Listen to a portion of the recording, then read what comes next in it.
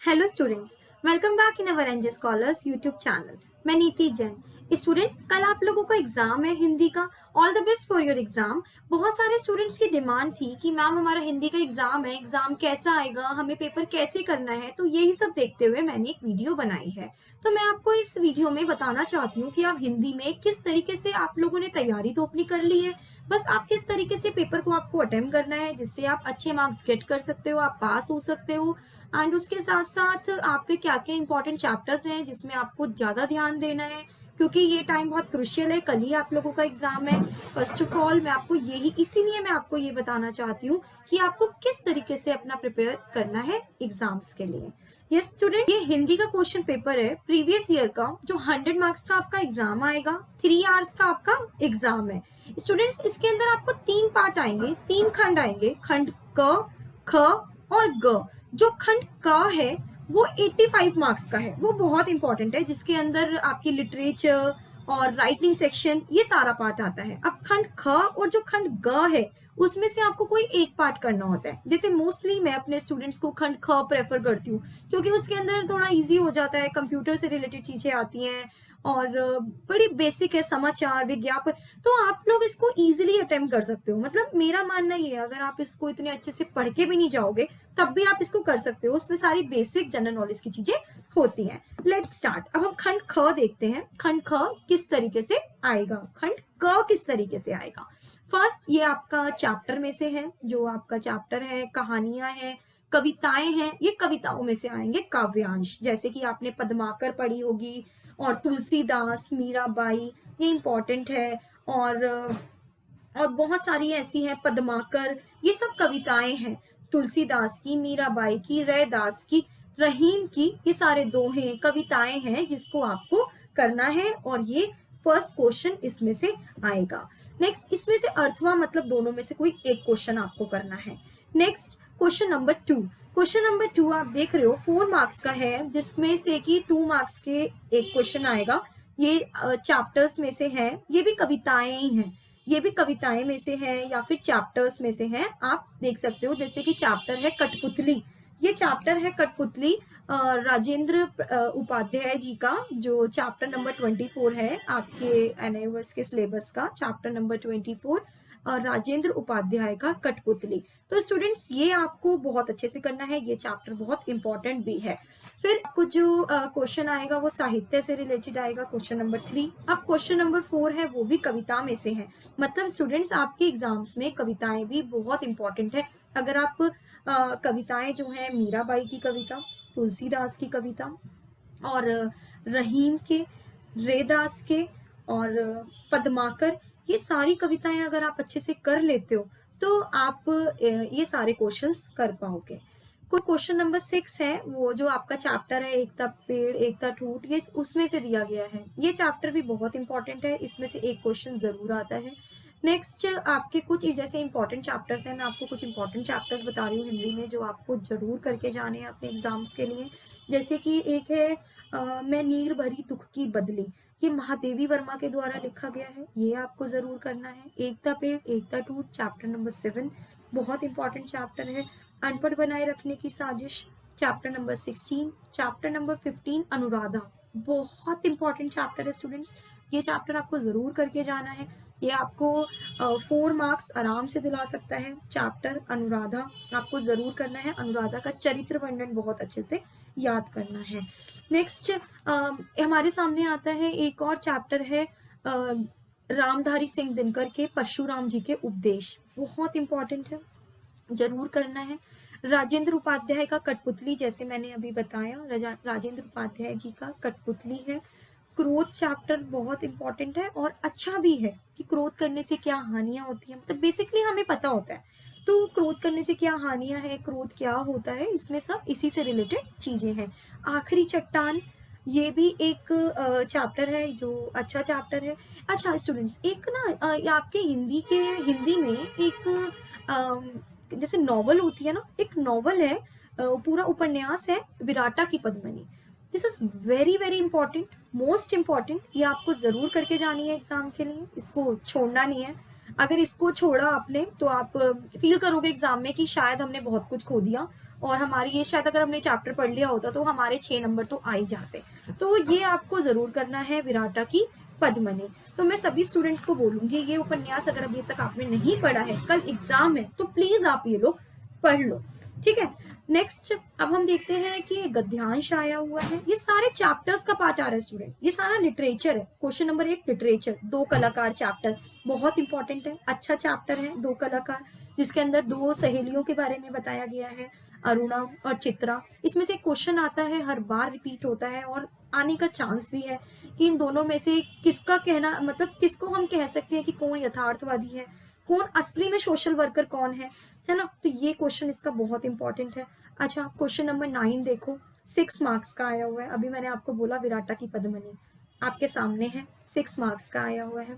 Next Kunwar Singh वाला chapter आया हुआ है।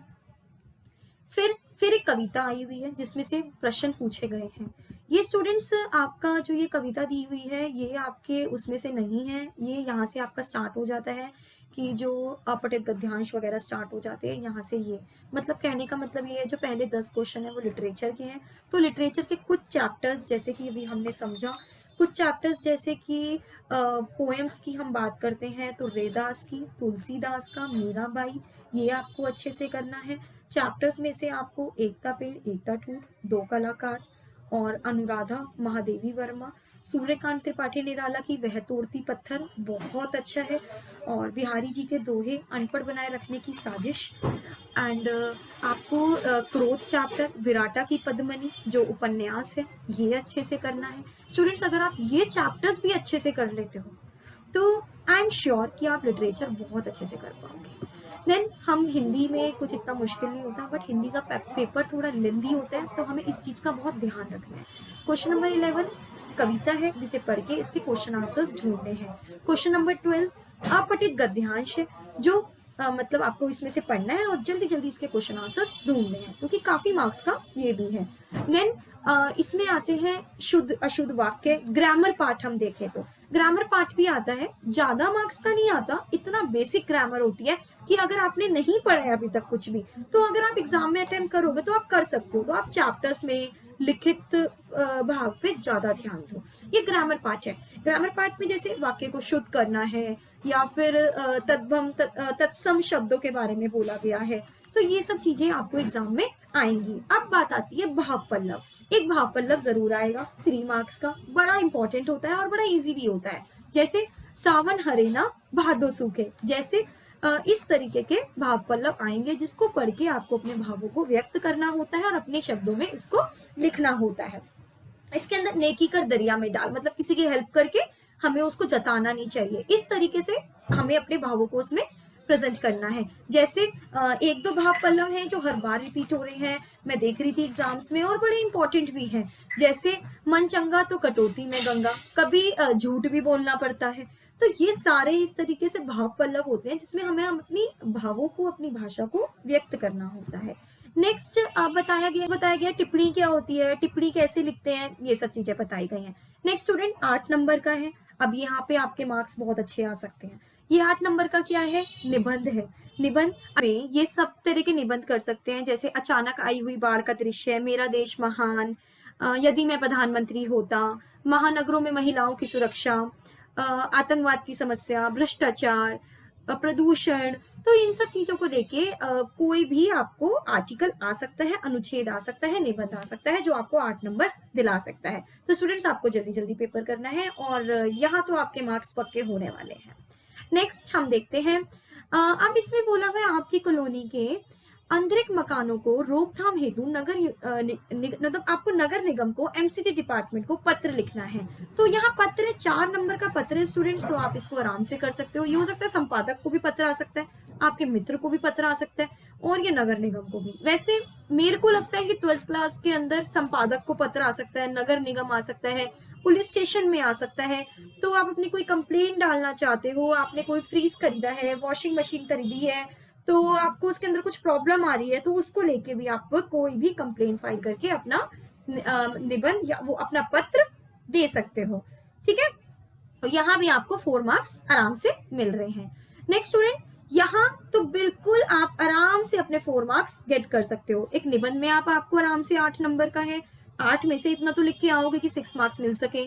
यहाँ पत्र में आपको मार्क्स मिल रहे हैं, 4 मार्क्स का है, 3 नंबर का लिख के आ सकते हो, 3 नंबर का लिख के आ सकते हो। आप थोड़ा फॉर्मेट देख लो कि कैसे लिखा जाता है निबंध, है ना? और पत्र भी देख लो कि पत्र भी कैसे लिखा जाता है।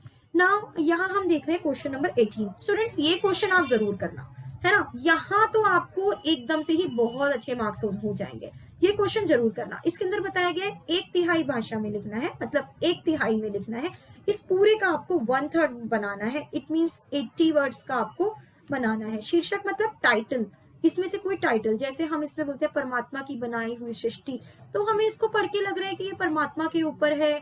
और आगे बताया गया समय का चक्र नहीं होता, मतलब समय का प्रकृति से रिलेटेड इसमें कुछ बताया गया। तो हम इसी को लेके कोई एक इसका टाइटल ढूंढेंगे जो हमें 1 मार्क्स दिलाएगा, और उसके बाद इस पूरे को पढ़ के आपको अपने शब्दों में उसको लिखना है। तो वहां से आपको 3 मार्क्स मिल सकते हैं। तो ये है पार्ट आपका कि यहाँ से आप बहुत अच्छे मार्क्स गेट कर सकते हो, 4 मार्क्स आपके आ जाएंगे। नेक्स्ट स्टूडेंट, यहाँ पे आपको अपने शब्दों में कुछ अनुभूति बतानी है, मतलब होता है ना कि अपना एक्सपीरियंस। जैसे मैंने आपको बोला कि आप रेलवे स्टेशन पे गए, आपने वहां देखा कि एक चोरी हुई, तो आप उसको अपने शब्दों में बयां करो या अपने शब्दों में लिखो। तो ये क्या है, आप उसको अपने शब्दों में बता रहे हो, एक्सप्लेन कर रहे हो। तो ये क्वेश्चन नंबर 19 उसी से रिलेटेड है कि आप अपने शब्दों में किसी भी चीज को बता सकते हो, लिख सकते हो। तो यहाँ भी आपके 2 नंबर इजिली हो जाते हैं। तो स्टूडेंट्स, आपने देखा ये किस तरीके से 8 मार्क्स का निबंध, 4 मार्क्स का लेटर, देन 4 मार्क्स का 1/3 प्लस 2, ये तो सब आपका ऐसा है कि आप इसको पढ़ के भी नहीं जाते तब भी आपके मार्क्स गेट हो जाते हैं। तो 8 और 4 आपके 12 नंबर, यहाँ 16, 18, कम से कम 18 में से आप 13-14 नंबर तो लाओगे ना, तो ये तो यहाँ आपके नंबर पूरे हो जाते हैं। नेक्स्ट, अब हम ये देखते हैं कि इसमें कुछ आरेख प्रदर्शित करना है। मतलब इसको अगर आपने भावों के बारे में आपको बताया, भक्ति काल में क्या था, जैसे मीराबाई का भक्ति काल था, तो ये उसमें इन सब चीजों के बारे में बताया गया है। नेक्स्ट स्टूडेंट, अब आता है खंड ख, और एक आएगा खंड ग। अब इन दोनों खंड में से आपको कोई एक ही खंड करना है। ध्यान रखना, ज्यादातर स्टूडेंट से गलती करते हैं, उन्हें पता नहीं होता और वो पेपर की इंस्ट्रक्शन भी क्लियरली नहीं पढ़ते हैं। उसमें साफ लिखा होता है दोनों में से कोई एक पार्ट करना है, तो उन दोनों में से कोई एक पार्ट करना है। एक पार्ट 15 मार्क्स का है। ये वही पार्ट है स्टूडेंट जो मैंने आपको बताया कि अगर आप इसको पढ़ के भी नहीं जाते एग्जाम के अंदर, तो आप किस तरीके से उसे अटेम्प्ट कर सकते हो, तब भी आप उसको इजिली अटेम्प्ट कर सकते हो। तो आप टेंशन फ्री हो जाते हो कि मेरे मार्क्स तो पक्के हैं, मैं तो यहाँ पर 15 में से मेरे 10 नंबर कहीं नहीं गए, यहाँ तो मैं बचा हुआ हूँ। तो यहाँ कैसे, एक बार हम देख लेते हैं। इसमें से किसी दो के अर्थ आपको पता ही है। स्टफर क्या होता है, या फिर समाचार क्या होता है, धारावाहिक क्या होता है, आप लोगों ने सुने ही है ये वर्ड।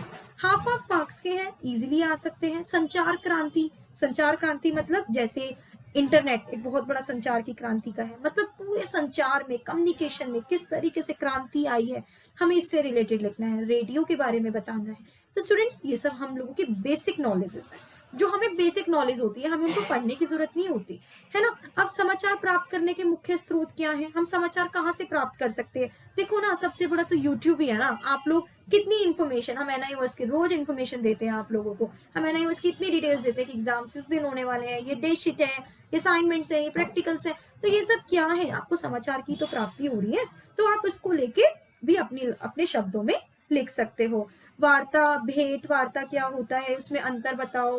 तो ये सारी चीजें ऐसी हैं, आप अपने लैंग्वेज में लिख सकते हो। नेक्स्ट हम देखते हैं, इसके अंदर बताया गया है आपकी कॉलोनी में अधिकांश वरिष्ठ नागरिक वे हैं जो अपने घरों में अकेले रहते हैं। रोजगारी की जरूरतों को पूरा करने के लिए युवा मोर्चा नाम की संस्था बनाई गई है जो उसकी सेवा करने को तत्पर है। इसके संदर्भ में एक मतलब समाचार आइटम तैयार करो, मतलब एक notice, it is like a notice, एक नोटिस तैयार करो। तो उसको आप आराम से बना सकते हो। 3 नंबर का है। अगर आपको मैं बोलूं कि मैं आपको कोई इन्फॉर्मेशन दूं कि एनआईओएस के जो एग्जाम्स हैं वो अभी होंगे और जो उसका रिजल्ट है वो अगले महीने या 2 महीने बाद आएगा, तो इसको जरा सारे अपने फ्रेंड्स में बात पहुंचा दो। तो या और लिख के पहुंचाना है कागज पे लिखकर। तो आप क्या करोगे, बॉक्स बनाओगे, उसके अंदर सारी बातें लिखोगे, फिर आगे ट्रांसफर कर दोगे, है ना? तो ये वही तो चीज है एक तरीके से। एक आपको किसी को इन्फॉर्मेशन देनी है, नोटिस देना है ना? तो वो उसको आपको पहुंचाना है। तो क्वेश्चन नंबर 24 इस चीज़ से रिलेटेड हो जाएगा। कल्पना कीजिए कि आप पब्लिक स्कूल में एक संचालक हैं, स्कूल में हिंदी अध्यापकों के 2 पद खाली पड़े हैं, तो उसके लिए आपको एडवर्टाइजमेंट डालना है। जैसे हम इंग्लिश में लिखते हैं सिचुएशन वैकेंट, जगह खाली है और जॉब्स की ज़रूरत है, तो हम लिखते हैं wanted a teacher for the school. तो इस तरीके से तो ऐसे ही अध्यापक की ज़रूरत है, स्कूल का नाम लिख देंगे। मान लो गीता बाल भारती पब्लिक स्कूल में किसी टीचर की ज़रूरत है, एंड उसके अंदर हम बता देंगे कि उसकी क्वालिफिकेशन क्या होनी चाहिए, एज क्या होनी चाहिए, कितना एक्सपीरियंस होना चाहिए। इस तरीके से हम एक पूरा एडवर्टाइजमेंट तैयार कर देंगे। तो स्टूडेंट्स यही है, तो ये सारी चीज़ें ऐसी हैं जो बहुत बेसिक हैं और आप इजीली कर सकते हो। तो आप खंड ख कर सकते हो खुद से, खंड ग भी मैं आपको दिखा देती हूँ इसके अंदर क्या है। इसके अंदर ये थोड़ा-सा मुश्किल हो जाता है बच्चों को करना, तो मैं अपने स्टूडेंट्स को थोड़ा खंड ख ही करना प्रेफ़र करती हूँ कि आप उसको अपने शब्दों में लिख सकते हो। यहाँ पर क्या है, ये बोल रहे हैं क्रिस्टल क्या होता है, धर्मिणी क्या होती है, तो ऊर्जा वगैरह के बारे में है, विज्ञान के बारे में है, कंप्यूटर के बारे में है। आप देख रहे हो इसमें कंप्यूटर के बारे में है, विज्ञान के बारे में है, कुछ संस्थाएँ और सेवाओं के बारे में है। तो स्टूडेंट्स यही है हमारे हिंदी के चैप्टर में। तो आप लोगों को जो लगे, जो आपने प्रिपेयर करा हो, आप वो करो। तो स्टूडेंट्स आप लोगों ने देखा किस तरीके से हम हिंदी का पेपर अटेम्प्ट कर सकते हैं, किस तरीके से उसमें अच्छे मार्क्स गेट कर सकते हैं। जैसे मैंने अभी आपको ऊपर बताया कि यहाँ पर आप निबंध में इसमें अपने नंबर अच्छे ला सकते हो। दूसरा आप चैप्टर्स में मैंने आपको बताया कि अभी भी टाइम है, कल आपका एग्ज़ाम है, 2 बजे का एग्ज़ाम है, उससे पहले आप ये चैप्टर्स को पढ़ लो, इनकी समरी पढ़ लो और विराटा की पद्मिनी ज़रूर करो, फाक कविता ज़रूर करनी है आपको, और वह तोड़ती पत्थर, ये सारे जो चैप्टर्स हैं, देखो ये आया हुआ वह तोड़ती पत्थर का भी, है ना? मीराबाई का चैप्टर ज़रूर करना है, कृष्ण भक्ति के बारे में, ये आपको ज़रूर पढ़ना है, उसकी कविता ज़रूर पढ़नी है। और चैप्टर्स हैं जिसके अंदर से कि 2 कलाकार, अनपढ़ बनाए रखने की साजिश, ये सब आपको बहुत अच्छे से पढ़ना है। अनुराधा चैप्टर आपको बहुत अच्छे से पढ़ना है। तो स्टूडेंट्स अगर आप ये सब चैप्टर्स भी कर लेते हो, ये सारी चीज़ें भी प्रिपेयर करके चाहते हो, तो आपके मार्क्स बहुत अच्छे आ सकते हैं। और स्टूडेंट्स सबसे बड़ी चीज़ आपको ये चीज़ एग्ज़ाम के लिए ध्यान रखनी है कि आपको टाइम पर अपने एग्ज़ाम में पहुँचना है, अपनी सैनिटाइज़र, सोशल डिस्टेंसिंग फ़ॉलो करनी है, सैनिटाइज़र लेके जाना है, सोशल डिस्टेंसिंग फ़ॉलो करनी है। एंड स्टूडेंट्स आपको कुछ बेसिक चीज़ें ध्यान रखनी है कि आपको पेपर पूरा अटेम्प्ट करना है, कुछ भी छोड़ के नहीं आना है। एनआईओएस के अंदर पेपर अटेम्प्ट करना बहुत ज़रूरी है। ये आप लोग बहुत ध्यान रखोगे, कुछ भी एग्ज़ाम में छोड़ के नहीं आओगे, जल्दी-जल्दी करोगे, टाइम लिमिट देख के करोगे। और एग्ज़ाम्स में चाहे आपको लगे कि ये मुझे क्वेश्चन नहीं आ रहा, कोशिश करो क्या पता बना के कुछ लिख सको हिंदी। सो स्टूडेंट्स आपको अपना एग्ज़ाम बहुत अच्छे से करना है। All the very best for your exam. आप लोग अपने जब एग्ज़ाम दे के आओगे तो मुझे ज़रूर बताना कि आपका एग्ज़ाम कैसा हुआ। एंड बाकी अगर आपको कोई भी हेल्प चाहिए आप मुझे कमेंट बॉक्स पे कमेंट करके बता सकते हो और हमारे इंस्टाग्राम चैनल पे भी हमें फॉलो कर सकते हो। एंड स्टूडेंट्स अगर आपको लगता है कि आपको और इसी तरीके से मैं अपनी और भी वीडियोस बनाऊंगी जिसमें सभी आपको क्वेश्चन पैटर्न का ज़रूर बताऊंगी। तो thank you students, thanks to watch our